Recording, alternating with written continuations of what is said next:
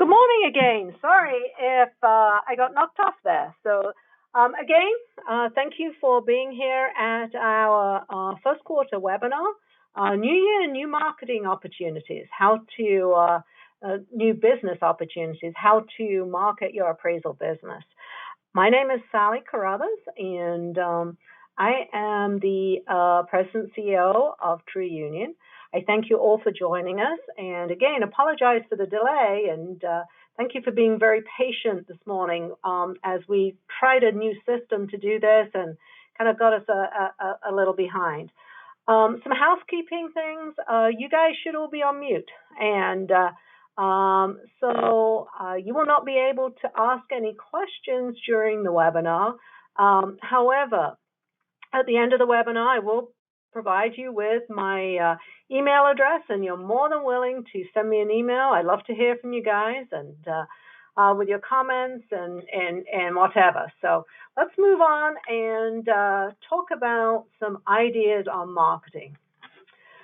So I think the first thing that we should do before we ever look at marketing our appraisal business, or we do this when we market our AMC too, is really to have a reality checkup and take stock of what our current business mix is and what we're currently doing as far as a business. So, I think most appraisers tend to have a little bit of a mix in their practices. They may do on the residential side predominantly AMC work, and they'll do some direct lender work. They'll pick up a few private appraisals maybe. On the commercial side, it tends to be a little bit different.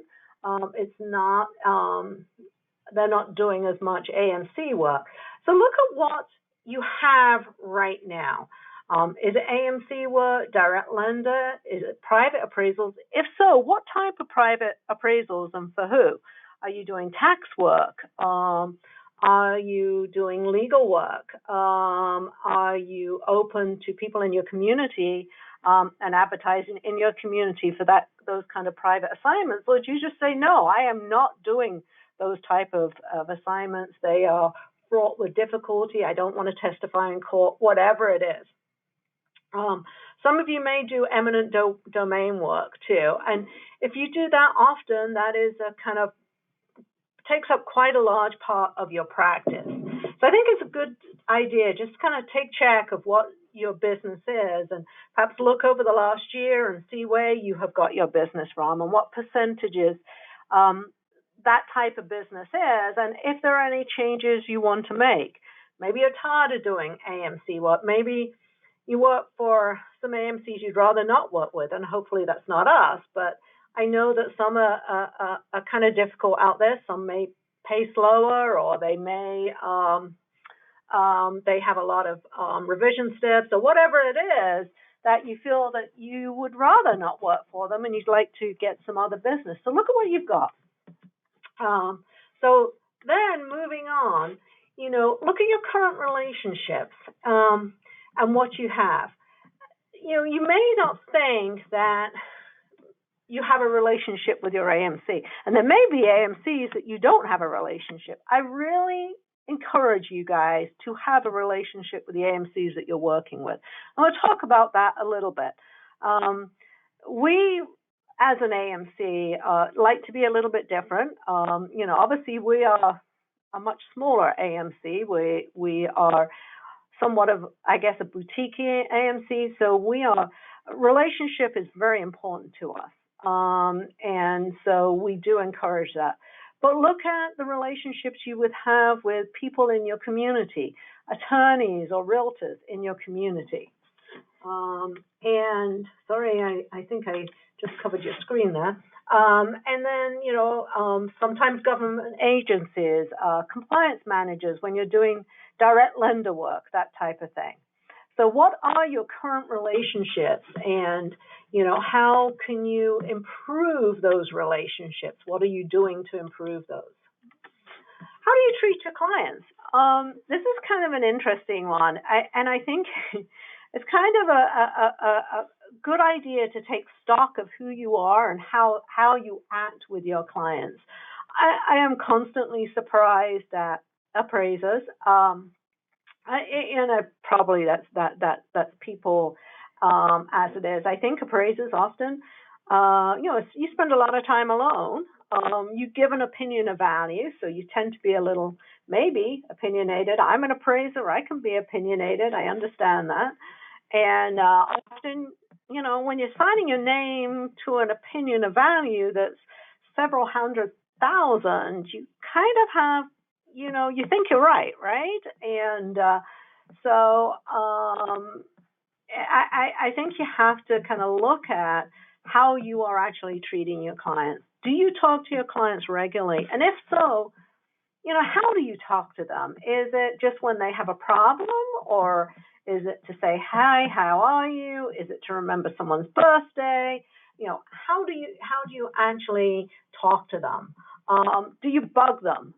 That's the opposite. There can be some appraisers just constantly bug their clients, and which may be okay, but or is it you just send them a Christmas card, or do you send them a Christmas card or a holiday card, or do you think to do that? Even with an AMC, we're people too.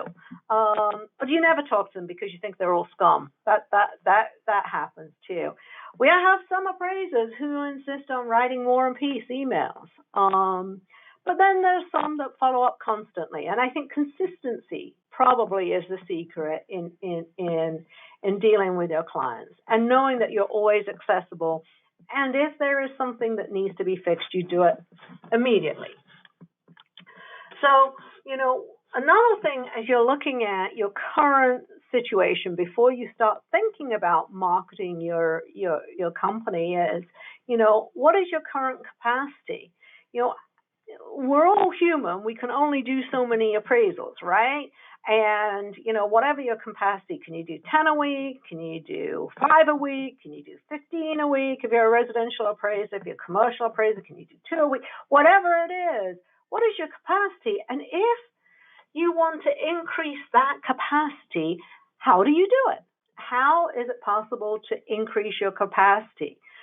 So you might want to look at who your client mix is. Are you spending a lot of time doing revision requests or underwriting conditions, or what type of products are you doing? Are you doing short forms or long forms?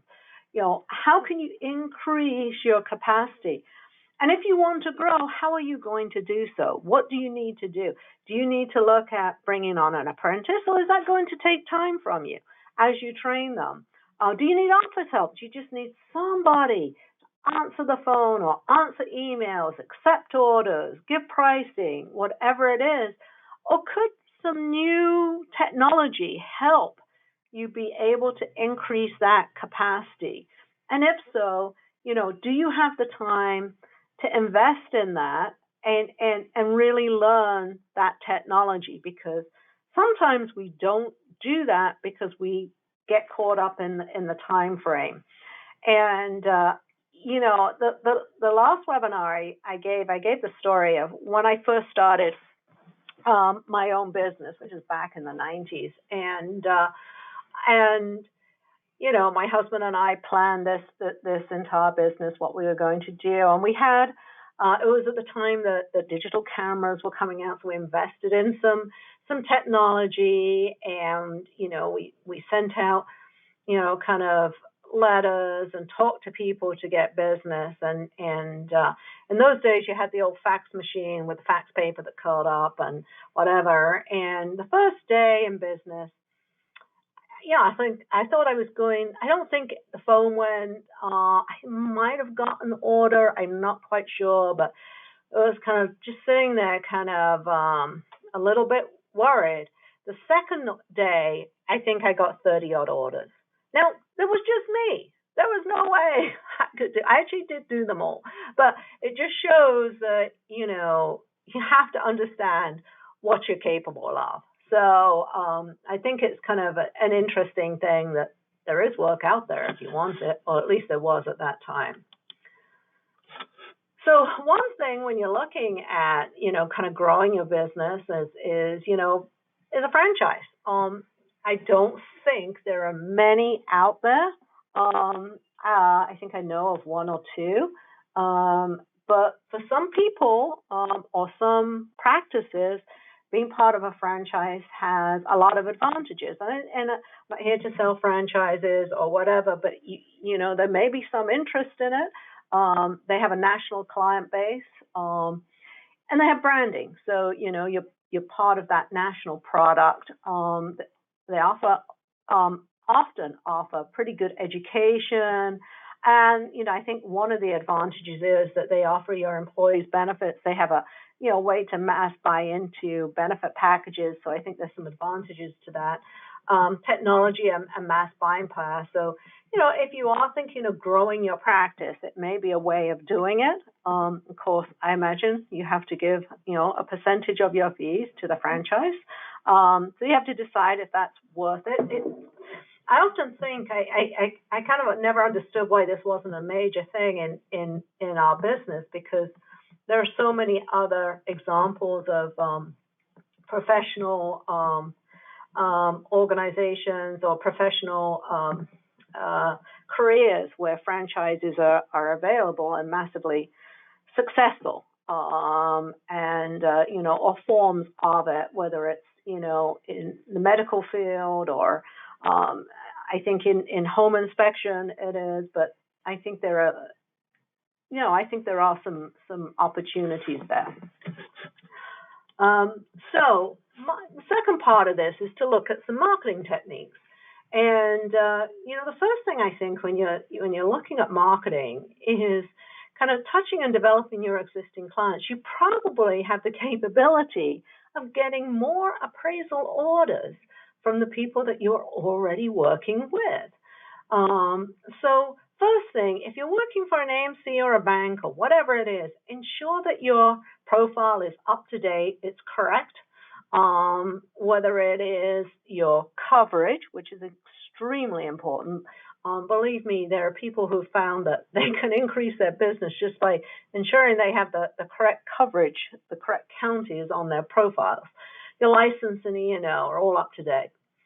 Recognize that you need to talk to the right person. If you are working for a fairly large AMC, you will have probably been onboarded by their vendor management team.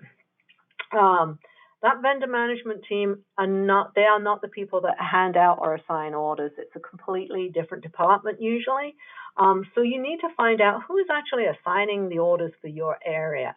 We operate a little bit differently at TrueUnion because we operate on a regional basis. So our client credit unions, our folks in the office work with our client credit unions and the appraisers that service that particular credit union. So we kind of keep a regional basis. But in many AMCs, that is completely separated. So you need to make sure that you are talking to the right person. Same with your lenders, same with your attorneys. And with that, know how you're performing. You may have worked for an AMC and got orders, and all of a sudden you're not. Well, there may be a reason. And it could be that for some reason you had an appraisal that went late. And so they didn't put it on hold, and it's showing that you had an extended time frame on that. And they're holding up orders because your service times are long. It could be a correction or something like that. So know how you are performing in their minds, and if there's a scoring system, see if you can get that score, and that's an impediment to you getting orders. Can get that score changed? What do you need to do to make that better? So take charge of your own profile, and and to be able to get work.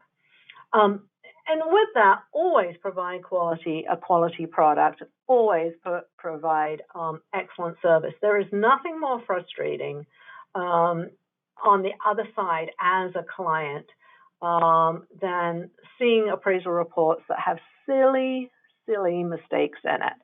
And it means we have to send them back to you. And that delays the report to the client. And it could be just something really silly, forgetting, not putting the right borrower in, not having the correct lender address, whatever it is. So always kind of read through your report a second time and make sure that you're providing a quality appraisal report, and that you're meeting or exceeding those deadlines on turn times. Use the personal touch. We love it when we get a little note or something. I don't mean you have to send holiday gifts to everybody, but being personal really does add to your visibility with your client.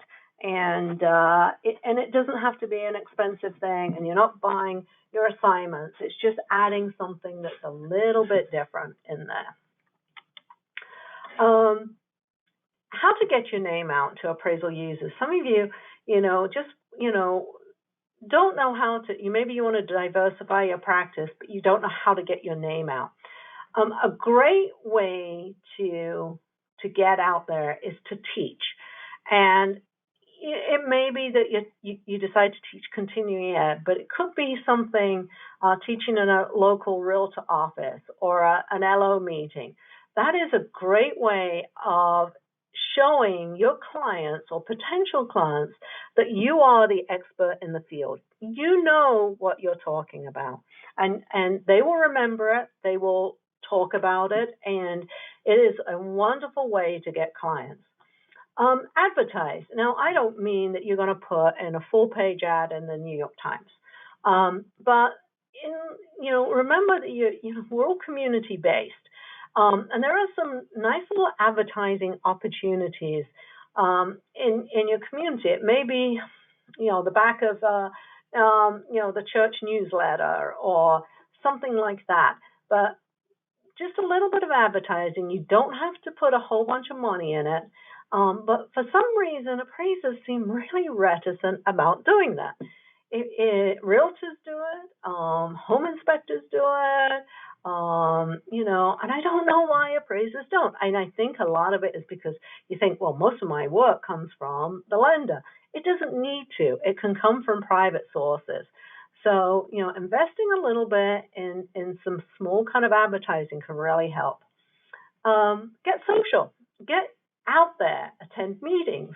You can go to, become part of the zoning board. The state mortgage bankers meeting. You can become, part of your state appraisal board or your appraiser coalition. Appraiser coalitions often have a referral system for appraisers, and lots of other things. So get out there and get social. Realtor meetings, any of those things are really good. And I can guarantee if you go to a networking meeting or something, you will be the only appraiser. And people will have questions. They always do. How much is my house worth? What is happening in this market? And then eventually, hey, I have a commercial building. I don't like what they tax it for. Could you do this? Or whatever it is. I think that getting out there, networking, being social can be really, really good for your business. Look for referrals with that. People who are you may go to a realtor meeting and then someone will say, well, we have a client who that we sold a house to, and maybe it's a large house, and they don't like their taxes, their property taxes. Could you do an appraisal for them? So there are lots of ways of getting referrals. And if you provide excellent quality and turn times, you will always be known to succeed. Do not be afraid to testify, whether it is, for a divorce, tax work or whatever. It's not that hard. You are the expert in the field. You know your business, and there are courses out there about testifying and providing, expert testimony. It's a good source of work. And the other thing is volunteer in your community, whether it is, a 5K run or it is to help, Habitat for Humanity. You'll get to know people in your community and provide some service in your community. So I always recommend volunteering is a great way to network and get to know people. So let's talk about sales. We talked about marketing and that kind of thing, but sales is just selling yourself. the important thing to realize, and I always say this to my employees, the people that work at True Union, that every single appraisal report that we send out is a sale. It's a success, and it is a reflection of us. And so, every single time we have to beat our turn times. We have to provide excellent appraisal reports. Every single time that we get an appraisal order from a credit union, that's a sale. That's a success. That's a sale. So always undersell and overachieve. And I have to say that the vast majority of you guys are absolutely incredible. At any given time, I will look at our queues and I'll look at stuff that's in review, and I'm looking at people who are sending in their reports days ahead of when they're required, and that is amazing. That is absolutely amazing.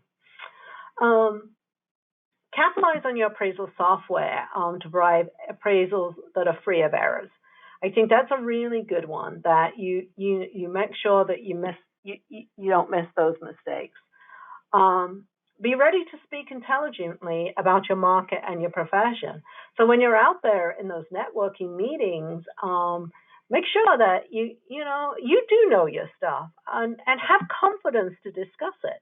I don't mean that you're going to say, "Hey, I appraised so and so's house at $550,000." I mean, you're talking about, hey, well, I know in this part of Cleveland, this is happening, and I've seen, whatever it is, that marketing times are going down, that inventory is at so and so, and whatever you have to say, or construction costs are going up. I don't know what that's going to do to new builds. Whatever it is, be ready, and this stuff because you are the expert in the field. You know what is happening to sale prices. You know what impact interest rates are having on the market. You know what areas in your markets are hot, on which ones aren't. You know the impact of first-time home buyers, or the impact of foreclosures, or whatever it is. You guys are the experts in the field, and you may not think you can, but you can talk intelligently about those things. If you do a report and there are mistakes in it, or you miss the value, it happens, admit fault and correct it quickly. The quicker you fix it, the better it is. Always be prepared to say, sorry, I messed up. Fix it and get over it. Don't. The worst is the worst thing for any client is an appraiser who just kind of digs in there and is totally stubborn. And I have had one of my pet peeves is appraisers who sometimes understand the difference between condos and pods. And I'll say, well, this is a condo, and they'll go, no, it's a pod. It's actually a condo. There's a condo declaration. I've got the title here. No, it's a pod. It's because the county says it's a pod. No, there's a condo declaration here. It's in the title. If you're wrong, you're wrong. Say, okay, I'm done. I'm wrong. I'm wrong. I understand that. Fix it. Get on. That's the way it is. So we all make mistakes. Every single one of us. None of us are perfect. So just move on. Talking to clients, I think some of us find this difficult. I think that we get defensive sometimes. We get, I don't know what it is. It seems like a chore sometimes. So we hide behind our computers, and we hide behind our, we'd rather be out on our own and not have to talk to anyone. But simple conversations show that you really know your business. So always act professionally and be able to discuss your profession intelligently. That's the biggest one. You are professionals. You've had a lot of education, a lot of experience, and your clients need to know that you are the experts in the field. And be flexible. Realize you're not always right. as I talked about before, that there has to be some flexibility. That doesn't mean you're going to be fluid. It means you're going to be flexible. And with that, sometimes do your client a favor. A rush order or a complex assignment, because this builds confidence from your client in the future. You're willing to just kind of go out there and do something, that it wasn't really in your plan to do it. I had a lovely appraiser last week. I don't know if she's on this call, and we needed her to go out and remeasure a house. They were closing on it, and she was wonderfully gracious to do that. And just do a little alteration in the appraisal, and saved a lot of issues, and we always remember that. Avoid buyer behavior. Language, please don't go out there in your shorts and flip-flops. I had one bank one time send me a picture of from the appraisal. Someone had taken a picture of the well cover, and that was great, except they had shot their foot in the picture, and they had flip-flops on, so not very good. Avoid the issues of, we've had people who've had a couple of cocktails at night and decided to call us and tell us what they think of us. So try and avoid doing things like that. So represent your client well in the field, and that doesn't mean you have to wear a coat and tie or anything, but obviously dress habits have changed, but remember you are representing your client when you are doing that appraisal. New business opportunities, the first thing to remember is that they don't happen overnight. In the old days, when I was getting 30 odd appraisals in a day, which I couldn't take, it was pretty easy. It wasn't, it was kind of sign up with an AMC or kind of talk to a bank or whatever it was. You could kind of walk in almost to a bank or a mortgage company and come out with orders. It doesn't happen like that anymore. You have to build up, you have to build to it. There's, especially on our side, from the AMC side, there are a lot of hoops and a lot of compliance things we have to go through. It doesn't happen just overnight. So you want to cultivate your existing clients too. Always carry cards. I can't even tell you how many appraisers don't seem to do this, but always carry cards. And make sure that you don't put all your eggs in one basket. You don't want to just do lender work. You want to maybe have some private appraisals, some tax appeals or whatever they are. Don't, as much as we would love it, if you just work for True Union, I would recommend you had a couple of other AMCs out there. Because we have to have you on rotation. We can't have all our eggs in one basket. Our clients won't let us do that. So as much as we love you, we can't send every bit of work to you. We have to rotate through our appraiser list. And make sure you don't burn bridges. That's huge. Don't decide to just pop off and say something that you shouldn't and burn a bridge. And you have one assignment that's really difficult, and you decide to. And I've seen this many times. You just decide to withdraw from the assignment in the middle of in the middle of it because it's too difficult. That's a pretty much a guarantee to burn a bridge if you do that. Remember that you have colleagues out there to help. Get some help from someone else if you can't do it. But don't. I think withdrawing from assignment, firing yourself from an assignment is probably the biggest guarantee for you to get off somebody's panel. So, but also make sure that with this, remember you can also fire clients, and some of the best clients that you will ever have are those that you fire, whether they are bugging you for silly revision requests, they don't pay you quickly, they are sending you 100 emails a day, whatever it is, it's not the end of the world to fire a client that you feel is being predatory towards you.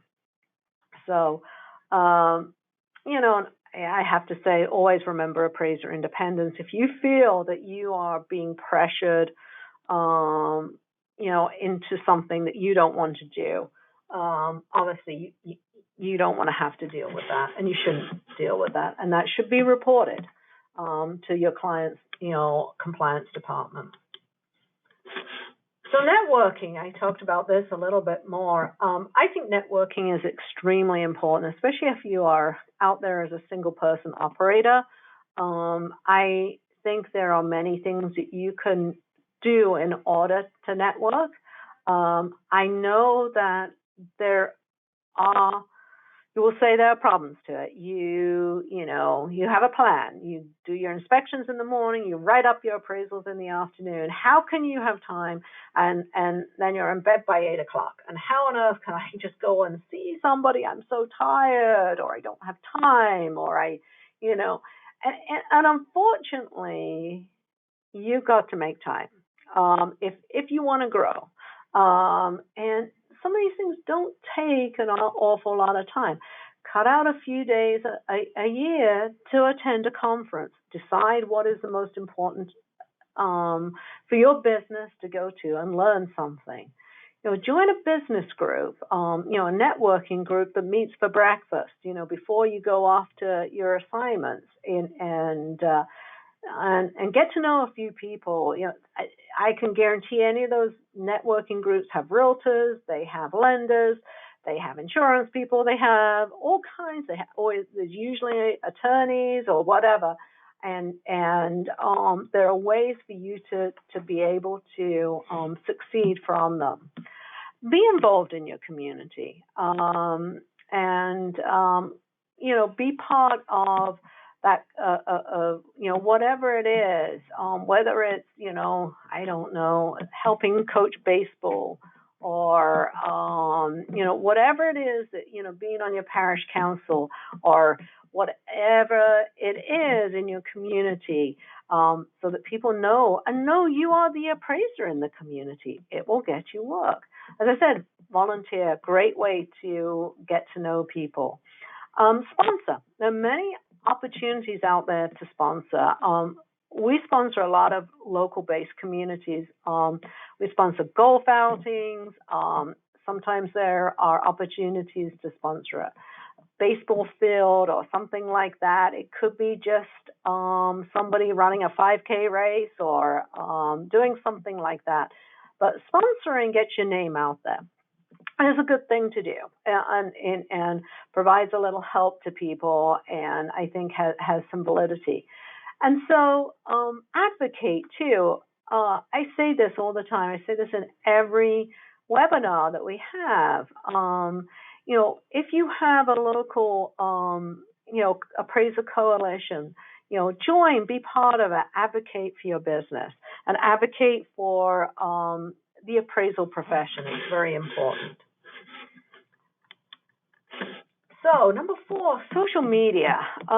Here's some things that I want to say about social media. The first thing is, don't be afraid. It can be a little scary. I see people who they either go two ways. They're either all in on social media, and everything they do revolves around social media, and they have pictures taken, they all go on Instagram, and they go somewhere, it goes on Facebook, it's, whatever it is, they kind of go all in. But I think there is some validity in promoting businesses through social media, if you do it right. And what I kind of tend to think is, and we might talk about this later, is separating your personal side from your business side. So I'm certainly cleaning up your act on your personal side. I have 20-something millennial kids. I like to say they're grown-up kids. I'm not sure if they're grown up, but they're self-sufficient and everything, and they have jobs, and one of them kind of got his big boy job fairly recently, and I had to tell him that maybe he needed to clean up his Twitter account. And he did. So, make sure that, I know you might have political views or whatever, but I would say if you're going to be, using social media for your business, you may want to kind of separate out your account and be professional. Be consistent. If you are going to use social media, you're going to post things, be consistent. Keep doing it. Don't just kind of leave it out there. And use branding. You are the I don't know, the San Antonio expert appraiser, whatever it is, and be consistent with that. And I know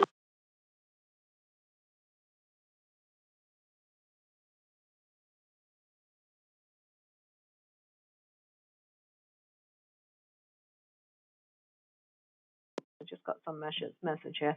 Anyway, so continue, be consistent.